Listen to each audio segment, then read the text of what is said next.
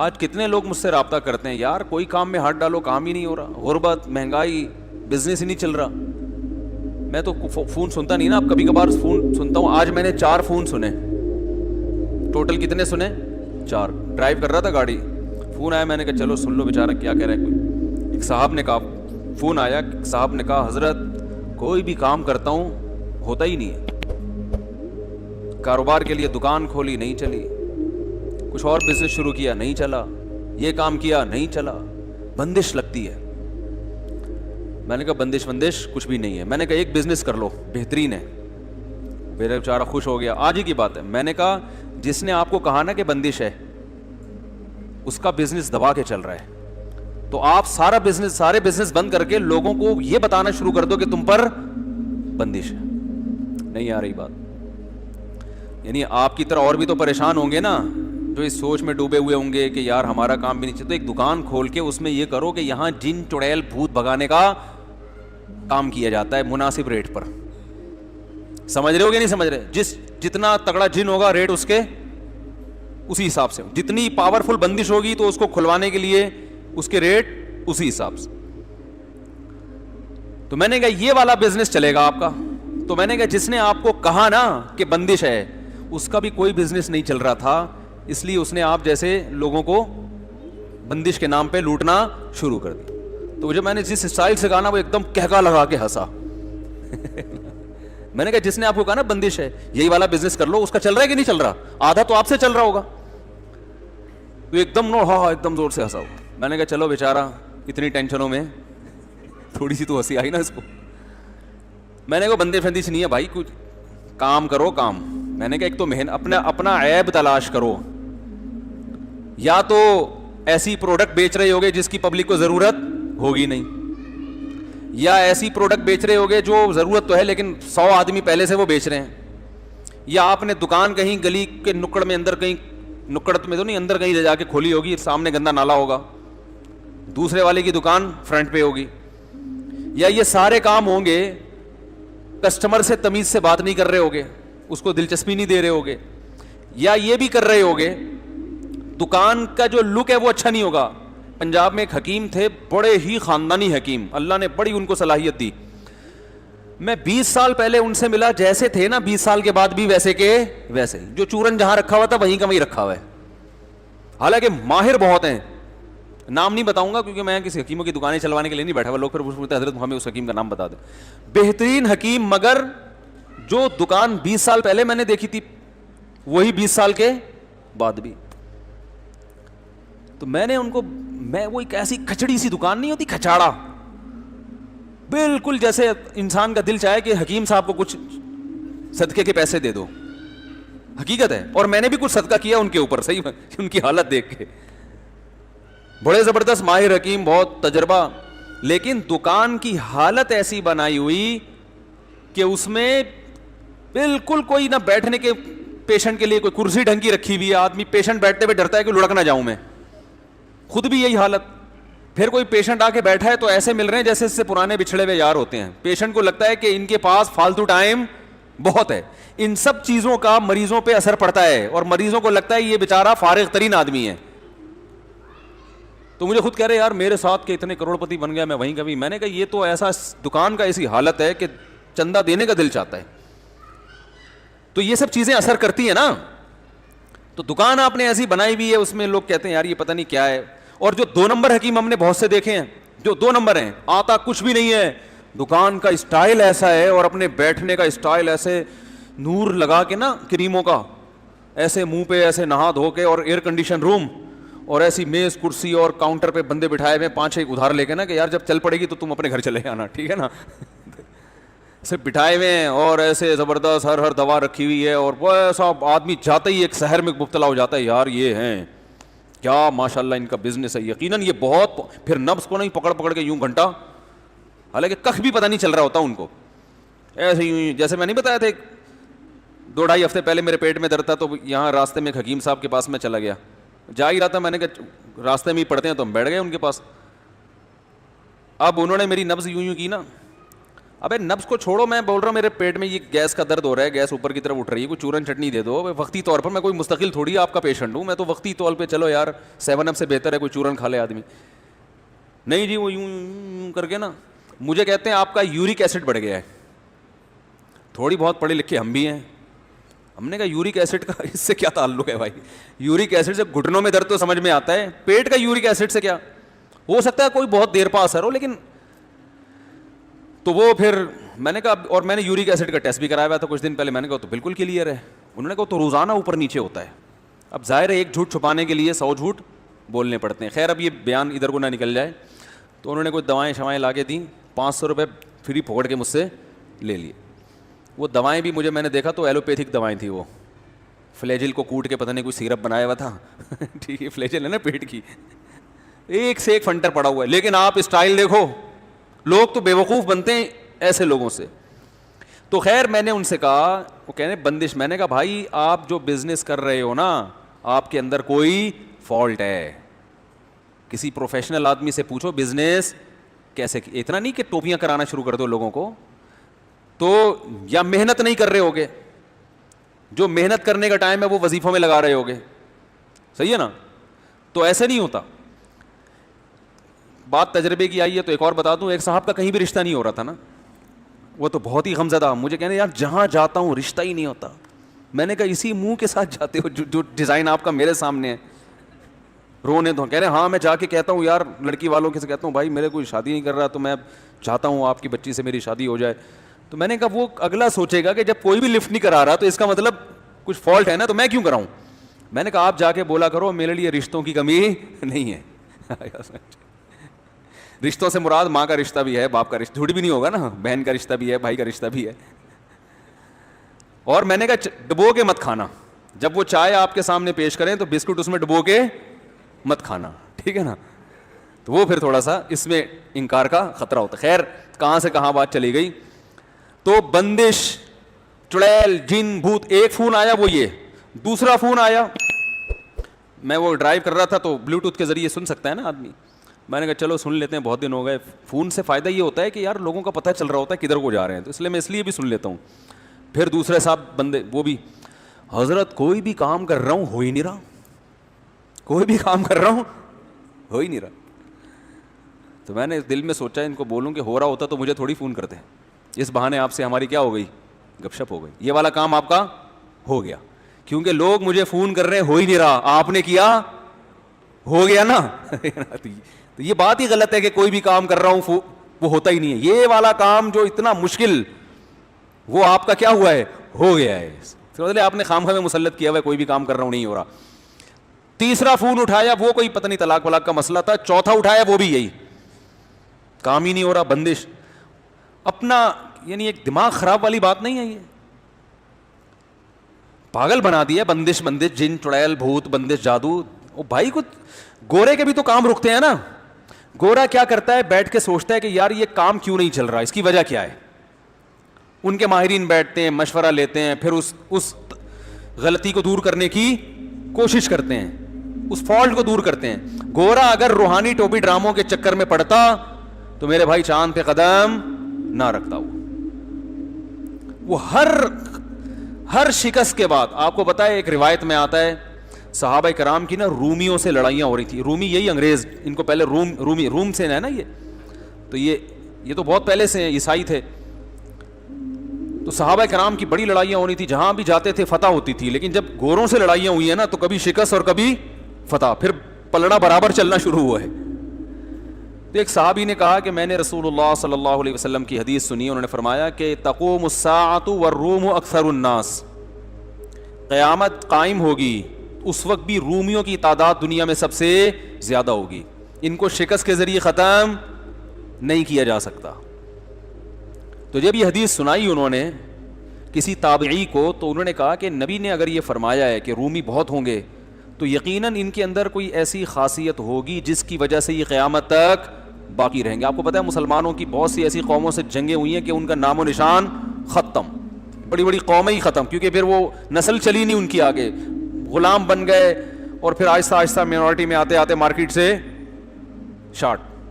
یا دوسری قوموں میں کنورٹ ہو گئے, مذہب چینج ہو گیا ان کا. عراق عربی ملک تھوڑی تھا, عراق جو ہے نا عربی ملک تھوڑی تھا. آج کون سا ملک ہے عراق؟ عرب ہے نا.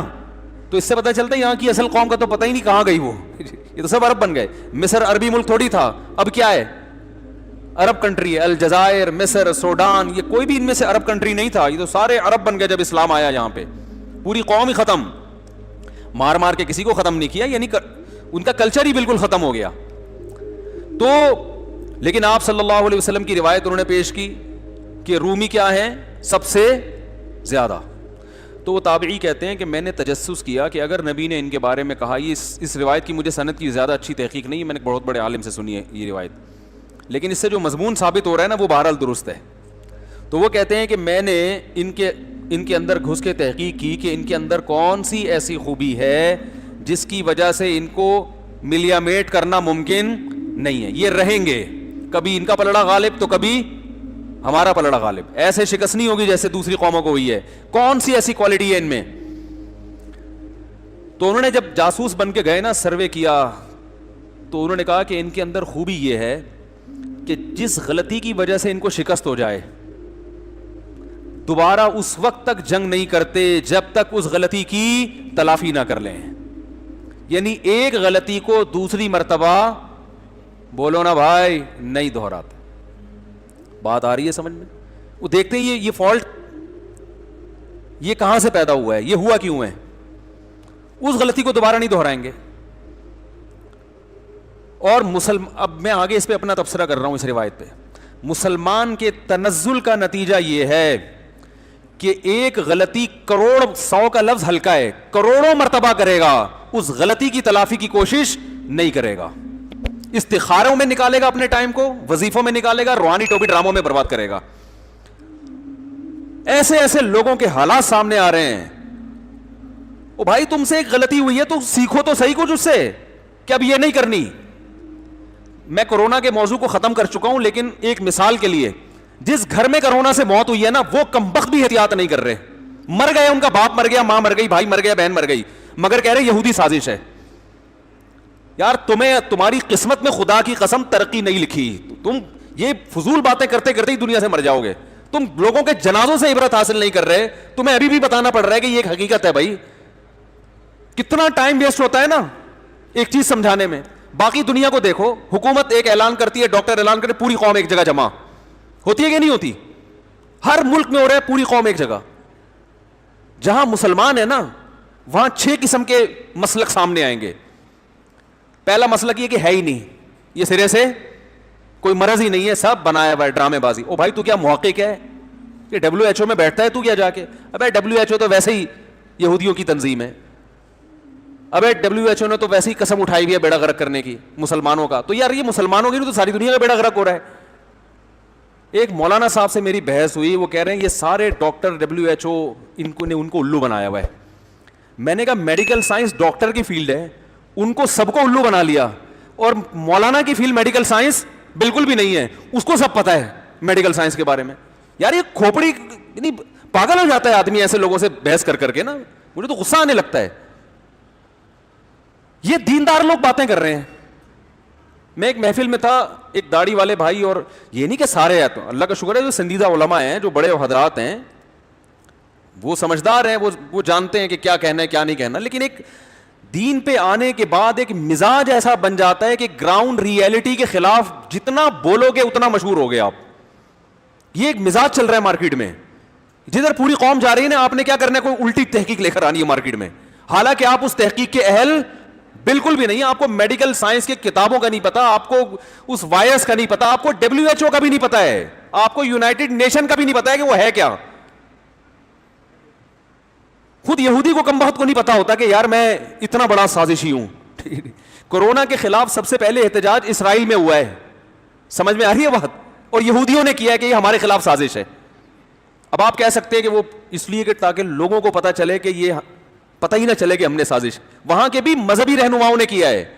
تو خیر یہ میرا ٹاپک نہیں ہے, کورونا بہت ہو گیا, جس نے عمل کرنا ہے احتیاط کرے, نہیں کرنا بھاڑ میں جائے, اس کی مرضی ہے. میں صرف سمجھانے کے لیے, اور باقی چیزوں میں صحت کے حوالے سے دیکھ لیں, احتیاط کے حوالے سے دیکھ لیں. کسی مسجد میں امام کے قتل ہونے کا خطرہ ہو, مشہور ہو, وہ اگر احتیاط کی بات کر لینا بھری محفل میں, فوراً توکل کی باتیں کہ موت تو جس دن آنی ہے آئے گی. کہتے ہیں کہ نہیں کہتے؟ موت تو بھائی ایک دن آنی ہے, ان احتیاطوں سے کچھ بھی نہیں ہوتا. کمبخت اپنی دکان پہ کیوں تالے ڈالتے ہو؟ یہ باتیں ہوتی ہیں کہ نہیں ہوتی ہیں؟ گورا احتیاط کرتا ہے. آپ کو پتا ہے جب امریکہ کا صدر پاکستان آ رہا تھا, 5 منٹ کے لیے آیا تھا صدر مشرف سے ملنے کے لیے. اس نے کہا تھا پاکستان میں سیکیورٹی پر مجھے آپ کی سیکیورٹی پر اعتماد نہیں ہے, ایئرپورٹ کی لائٹیں بند ہوں گی, 5 منٹ سے زیادہ ٹھہروں گا. اس وقت حالات بہت ٹف چل رہے تھے, تو وہ پوری احتیاط کرتے ہیں. امریکہ میں اگر یہ اسمبلی جو ابھی موجود ہے کسی دھماکے سے اڑ گئی, آلٹرنیٹ اسمبلی ان کے پاس پہلے سے موجود ہے. نہیں آ رہی بات, کیونکہ وہ کہہ رہے ہیں اس بات کا امکان ہے کہ اسمبلی میں کوئی دھماکہ اور پوری کابینہ اڑ جائے. اگرچہ بہت سخت سیکیورٹی ہے, لیکن کہہ رہے ہیں اس سیکیورٹی کو توڑنا بھی, ورلڈ ٹریڈ سینٹر گر گیا نا, وہ کہہ رہے ہیں اس کا ممکن ہے. تو اگر ایسا ہوا تو ملک تو حکومت سے کیا ہو جائے گا, کوئی کابینہ نہیں ہوگی, ملک میں تو بدحالی ہو جائے گی. تو اس کا انہوں نے اتنے ذہین ہے, اس کا پہلے سے انتظام کیا ہوا ہے کہ بالفرض ایسا ہوا ہے کہ ان کو پتا ہے کہ 100 سال میں بھی ایسا نہیں ہوگا, لیکن اگر ہو گیا تو کیا ہوگا. آلٹرنیٹ کابینہ ہے کہ اگر یہ مر گئے تو فوراً یہ لوگ ہیں جو ملک سنبھالیں گے.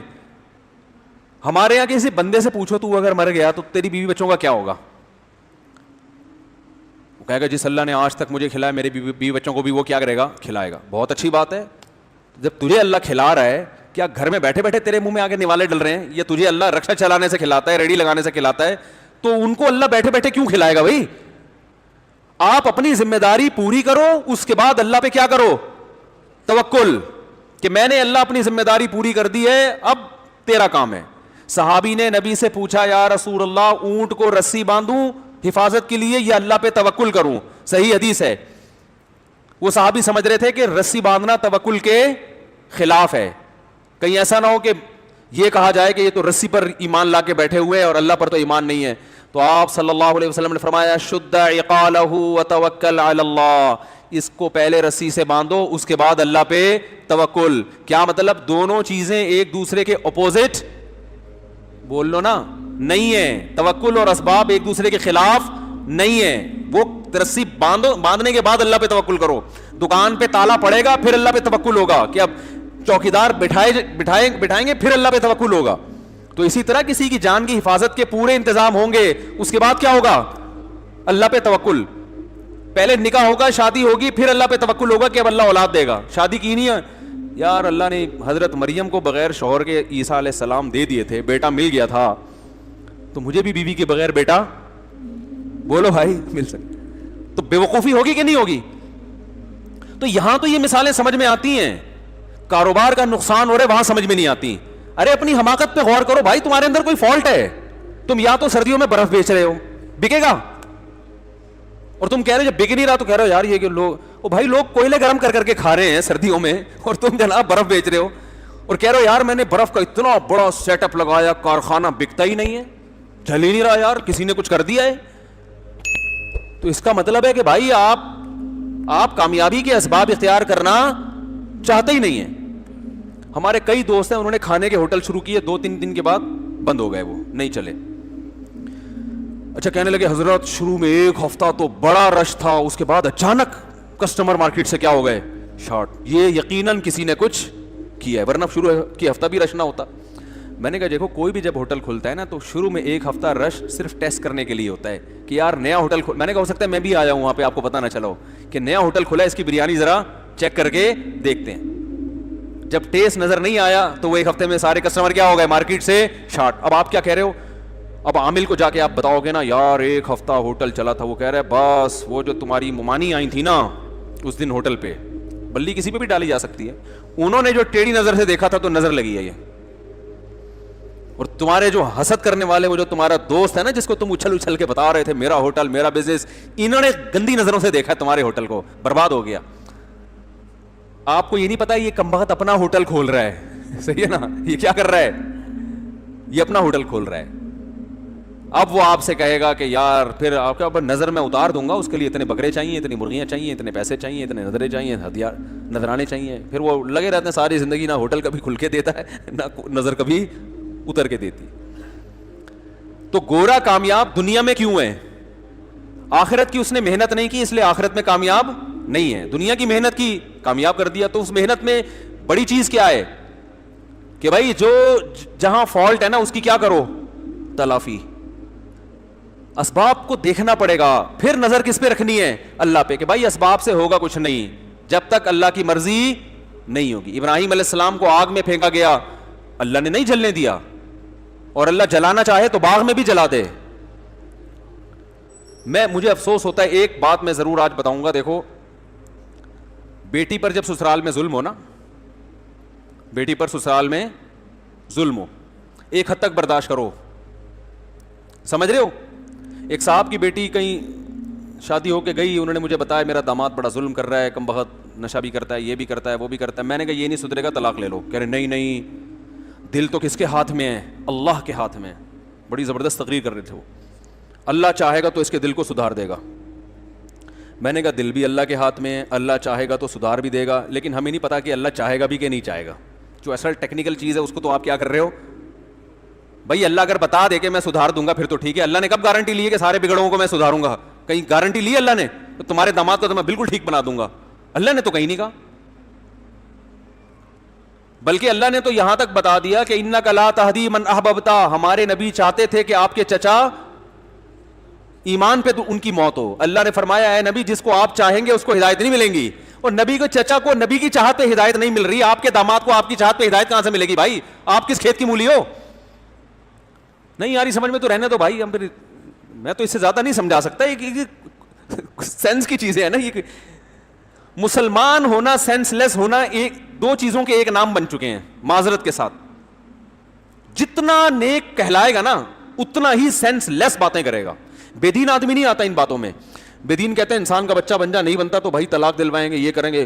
دینداروں کو پتہ نہیں کیا ہو گیا ہے, وہ کہتے ہیں نہیں اصل میں تو یہ دل اللہ کے ہاتھ میں, جب حضرت عمر جیسے سخت دل کو ہدایت مل سکتی ہے تو میرا داماد سیدھے راستے پہ کیوں نہیں آ سکتا؟ پہلی کوشش اسی کی ہونی چاہیے, لیکن اس کا ایک حد ہو نا کہ اتنے دنوں تک آ گیا تو ٹھیک ہے, نہیں آیا تو ساری زندگی برباد تھوڑی کرنی ہے, ساری زندگی تھوڑی برباد کرنی ہے. بھائی ایک حد تک اس کو مہلت دو, بھائی انسان کا بچہ بن جا, بہت ہو گیا نہ گھر میں ٹائم دے رہا. ایک خاتون کا کل فون آیا, 20 سال مکھنچو کے ساتھ گزارے انہوں نے, سمجھ رہے ہیں. ان کے میاں کیا تھے کسی کو نہیں پتا چلے گا کون ہے وہ, نہ میاں کو نہیں پتا, میاں تھوڑی اپنے آپ کو مکھنچو خود سمجھتا ہے, وہ تو اپنے آپ کو بڑا فنٹر سمجھ رہا ہے. 20 سال گزار دیے, 20 سال میں اس کمبخت نے خرچہ نہیں اٹھایا بیوی کا, اور یہ اس امید پر کہ آج راستے پر آئے گا, کل آئے گا, پرسوں آئے گا.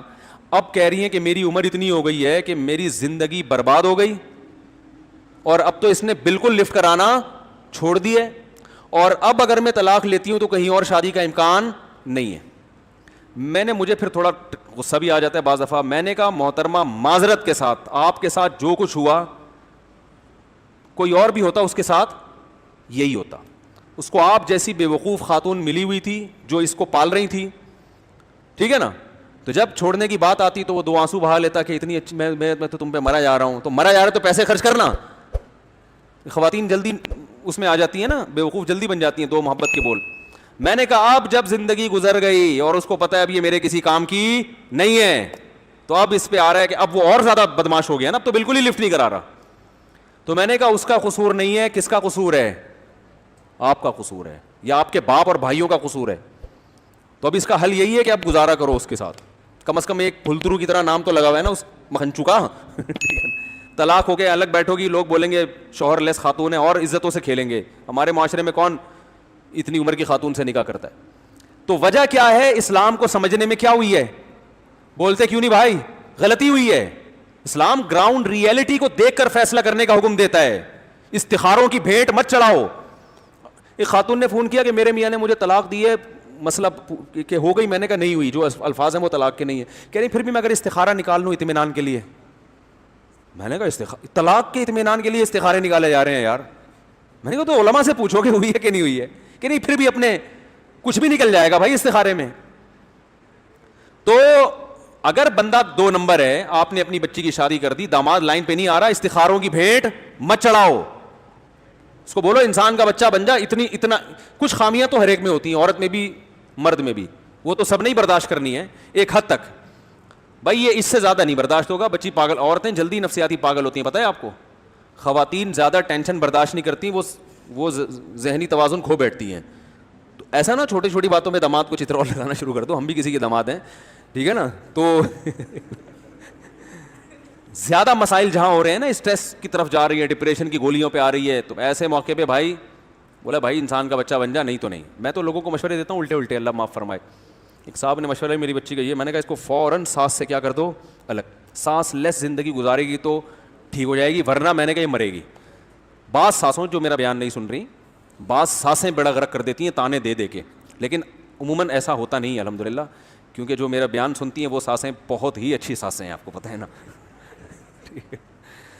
واقعی حقیقت بتا رہا ہوں کہ سب جگہ ایسا نہیں ہوتا, اچھے بھلے گھروں کو بلا وجہ اپنا اجاڑیں, لیکن بعض دفعہ الٹا کام ہو رہا ہوتا ہے, خام خامے تانے دے دے کے نا ہر بات پہ اس کو وہ نفسیاتی پاگل. تو ایسے موقع پہ لڑکی کے باپ کی ذمہ داری ہے وہ میدان میں آئے اور بولے بھائی میری بچی کو الگ گھر لے کے دو گے تو ٹھیک ہے, نہیں تو یہ میرے گھر میں بیٹھے گی, ایسی کی تیسی, صحیح ہے نا, جو مرضی کرنا ہے کر لو, نہیں تو وہ برباد ہو جائے گی, زندگی تباہ ہو جائیں گے. اس میں ماں کا حق نہیں ہے پھر کہ میری ماں, ہائے میری ماں, ماں بہت بڑی نعمت ہے اللہ کی, مگر ماں کی وجہ سے اگلے کا بیڑا غرق کرنے کی کہاں سے اجازت ہے بھائی, اس کی بھی تو کوئی ماں ہے نا. تو ایسا کر رہے ہوتے ہیں, 28 روٹیاں ایک صاحب پکوا رہے تھے اپنی بیوی سے, ماں کا حکم تھا سب کے لیے, مجھے انہوں نے آ کے بتایا میری بیوی 28 روٹیاں بناتی ہے. تو انہوں نے مجھے اجازت دی کہ آپ ممبر پہ بیان کر سکتے ہیں, ان کو نہیں پتہ چلے گا کسی کو, پرانا قصہ ہے. تو میں نے کہا 28, انہوں نے کہا اتنے دیور ہیں, اتنے ابا کی دکان میں جو ملازمین ہیں وہاں بھی جاتی ہیں روٹیاں, اور وہاں بھی ابا کی تو خیر بنتی ہیں, چلو وہ تو بننی چاہیے, اور ملازمین وہ ٹوٹل ملا کے 3 ٹائم, صبح 28 پراٹھے تو دوپہر 28 روٹی. میں نے کہا بھائی وہ اگر بنا بھی رہی ہے نا خوشی سے, پھر بھی یہ کیا ہے, زیادتی ہے. تو اس کے لیے تو کوئی پروفیشنل وہ رکھو, کیا کہتے ہیں اس کو, خباز جو ہوتے ہیں نا عربی میں, اردو میں کیا کہتے ہیں, وہ جو روٹیاں پکانے والا. خیر جلدی سے ہم بات کو لے کر آتے ہیں آگے. تو مسلمان کیوں پیچھے جا رہا ہے, وہی غلطی بار بار بار بار بار بار بار بار کر کر کے پھر بھی کمبخت اسی پہ ڈٹا رہتا ہے, پھر بھی اسی پہ ڈٹا رہے گا, اور اس پہ فخر بھی کرتا ہے. غلطی کو, پہلی بات تو غلطی کو غلطی نہیں مانتے, وہ کہتے ہیں ہم اتنے دودھ کے دھلے ہوئے, ہم سے غلطی کبھی بھی نہیں ہو سکتی, اتنے دودھ کے دھلے ہوئے ہم لوگ. اور پھر اگر ہو جائے تو اگلی دفعہ اس غلطی کی تلافی کے لیے کوئی مشورہ نہیں ہوگا کہ یار اب ایک دفعہ ہو گیا تو اب دوبارہ یہ غلطی نہ ہو, تو وہ بھی نہیں ہوتا. پھر وہ غلطی, پھر وہ الیکشن میں دیکھ لو نا, ایک دفعہ جن حکمرانوں کو حاکم بنانے کی غلطی کی اور پھر انہی کو گالیاں دے رہے ہیں, اگلی دفعہ انہی کو ووٹ ملتے ہیں کہ نہیں ملتے. یہ تو اتنی بڑی دلیل ہے کہ سندھ کا حال جا کے دیکھو. میں تو اندرون سندھ گیا ہوں, وہاں غریبوں نے کہا کہ حکومت کھا گئی, ہمیں کھا گئی. میں نے کہا یار پھر ووٹ کیوں دیتے ہو, کہہ رہے ہیں سائیں ووٹ تو دیں گے نا سائیں, قوم کا مسئلہ ہے. ہم نے کہا دو, پھر روتے کیوں ہو. کراچی کا حال دیکھ لو, جن لوگوں نے کراچی کو تباہ کیا, الیکشن میں ووٹ انہی کو ملیں گے. تباہ کیا جنہوں نے, الیکشن میں ووٹ انہی کو ملیں گے. ہمارے بزرگ کہتے ہیں, ہم نے جو بزرگوں سے سنا ہے اور خود بھی دیکھا ہے کہ کراچی پہ ہمارے دور میں 3 آدمیوں نے محنت کی, جنرل مشرف نے, ایک نعمت اللہ خان نے, اور ایک مصطفیٰ کمال نے. نعمت اللہ خان پتہ نہیں زندہ ہے یا نہیں ہے, اگلے الیکشن میں ہار گئے تھے وہ, حالانکہ کراچی کو ٹھیک ٹھاک طریقے سے بولو بھائی بنا دیا تھا. اگلے الیکشن میں کسی نے لفٹ, ذرا سے بھی لفٹ نہیں کرائی. جنرل مشرف سے تو ہمارے چلے دوسرے اختلافات ہیں, اس کی وجہ سے ہم نہیں کر رہے, لیکن کراچی کو بہرحال بنا دیا. تو بار بار وہ کیا کرتے ہیں, یعنی ایک آدمی کر کے دکھاتا بھی ہے نا کہ میں تمہارا خیر خواہ ہوں, پھر بھی کہہ رہے ہیں نہیں تم نہیں. وہ جس نے لوٹا ہے نا, جس نے ہمارا خون سرن سے نکالا ہے, چیخیں گے بھی لیکن دوبارہ اسی کو لے کر آئیں گے ہم. تو یہ مارکیٹ میں کیا چل رہا ہے, تو سیاست میں دیکھ لو ہر کام ایسا ہی چل رہا ہے بھائی.